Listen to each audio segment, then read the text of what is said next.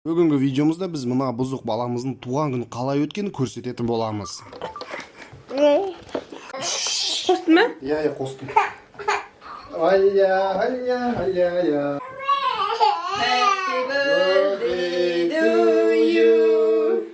Happy birthday to you. Торт, осындай торт. Ертерек сағат 10-нан шығып біз осылай зоопаркқа келдік. Ауа райы аса қатты күшті болған жоқ, нашар болды деп те айтсақ болады, бірақ көңіл күйіміз жақсы болды. Одан кейін біз бірден қайда, әрине тамақ жеуге кіріп алдық. Ол жерден ештеңе түсірген жоқпыз, жай Нариманның осындай күшті фотосы шықты. Одан кейін ары қарай жануарларды көруге кеттік.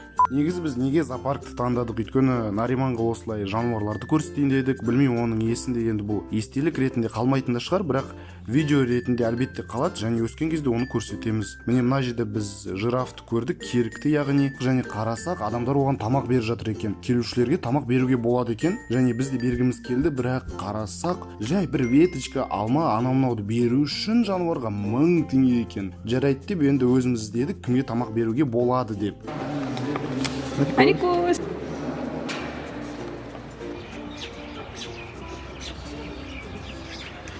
Нарикос, сен сияқты тигр. 5 kun.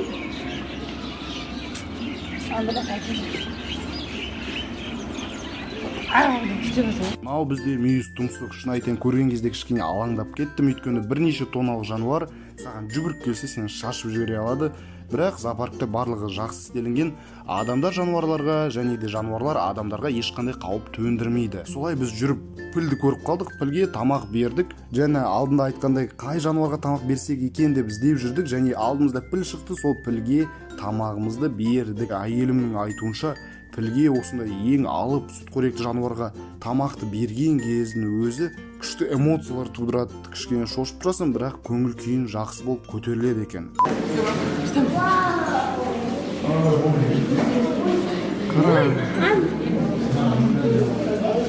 Ана. Міне қара.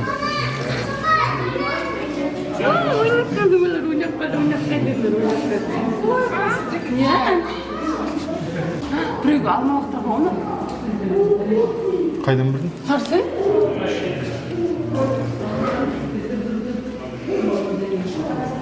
Шынымен де зоопарк өте үлкен екен, барлық жануарлар бар. Оның әрқайсысын көрсетейін десем, біреу ұйықтап жатыр, біреуі жоқ, біреуі басқа бірдеңке істеп жүр. Бірақ егер сіз қаласаңыз, пікір алаңға жазып кетіңіз, сонда біз толықтай зоопаркқа обзор істеп барлық жануарларды көрсететін боламыз. Ал сіздің ойыңызша бұл қандай жануар? Пікірге жаза кетіңізші. Аты қандай? Кім біледі? Нарикос? Міне аю. Ой, бізге қарап қойды. Көздері кішкентай екен де болады, не? Мынау енді точно нарикос сияқты. Ойбай, пісіңда. Нарикос сияқты, міне қараңдар. Қорқады кезде? Психолог болса. Міне өзіндікі сияқты ойлап қалған шығар. Қарап отыр ол. Жоқ, айтамын да мынаны. Бас тура сондай да. Келеді қазір. Келеді қазір нарикос. Берге. Ана, кеп қалған өзі, ана. Осындай ірі құстарды көріп қалдым, өздері ырылдай ма, фыт демен бір бәлелерді істейді. Мен қарап қалсам мына жерде түйе жүр, өзімен өзі.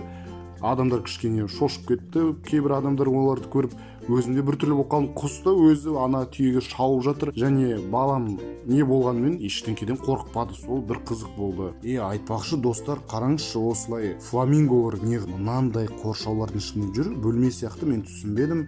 Кім білсе, пікірге жаза кетіңізші. Осы купол тәрізді торлардың ішінде дала қыраны, бүркіт, аң, құстар барлық осы жерде. Өте әдемі, қарап жатсаң керемет істелінген. Ал мынау бізде қосмекенділер бар жер, ол жерде жылан, қолтырауын, тасбақа бәрі бар, бірақ аса қатты мына жерде түсірген жоқпын, себебі балалар өте көп болды, қатты шулы болды, түсіре алмадым. Бірақ тағы да айтып қойын, келесі жолы сізге ұнаса, бүкіл зоопаркты толықтай көрсетемін. Біраз қыдырғаннан кейін осындай көрініс әдемі жерге отырдық. Баламыз әбден шаршап ұйықтап қалды. Біз оны коляскаға салып, ары қарай асықпай әйеліміз екеуміз зоопаркты аралай бастадық. Осы алматылық зоопаркта жеке өзіме ұнаған жер осы балықтарды көрсететін павильон. Достар, былай акуланың ішіне кіресің. есіктен емес акуланың аузына кіресің. Өте креативті істелінген. Ал ішіне келетін болсақ, мә, өзім біраз уақыт қарап қалдым. Әйелім коляскамен алға кетіп қалды. Ал мен анда балықтарды асықпай, кәдімгі судың астында жүрген сияқты екенсің. Күшті балықтар бар, неше түрлері көп. Былай асықпай қарасан, өзің бір демалып қаласың ба, сергіп қаласың ба, сондай әсер болады. Шын мәнінде отбасымызбен зоопаркты аралағанымыз соншалық, тіпті охранник келді, болды, барлығы шығып кетті, зоопарк жабылады деп бізге айтты. Ал кейін осындай демалатын қасындағы орналасқан бір паркты тауып алдық. Өте күшті екен, осылай суда қайықтармен жүзсе болады екен. Демалатын, ойнайтын балаларға күшті развлекательный заттары өте көп мына жерде. Отбасымен келіп, кәдімгідей демалып қалса болады екен. Одан кейін мына жерді біраз аралап, әбден шаршап, әйеліміз екеуміз такси заказ бердік және үйге ақырындап жылжи бастадық. Себебі ары қарай біз Али, Алмас, Анеляны шақырып, ары қарай біраз отырып шай ішіп алатын деген ойымыз болған. Күні бойы қыдырғандықтан осылай дастарханға бірдеңке әзірлеп дайындауға уақыт әрине болған жоқ. Сондықтан біз жай сушидан бір-екі сетті заказ беріп, осылай тортымызды алдын ала дайындаған шығарып, осылай біраз отырып әңгімелесіп, түнге дейін шай ішіп алдық.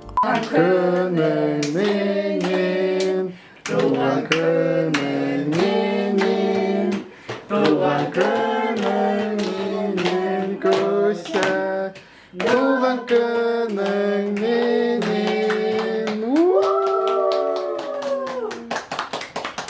Ура! Бірлей, кім бірлейді? Мама сөйлес. Қойды, давай. Уф ты. Байқа түсіріп алма. Давай. Уф ты, нарекос. Öfte.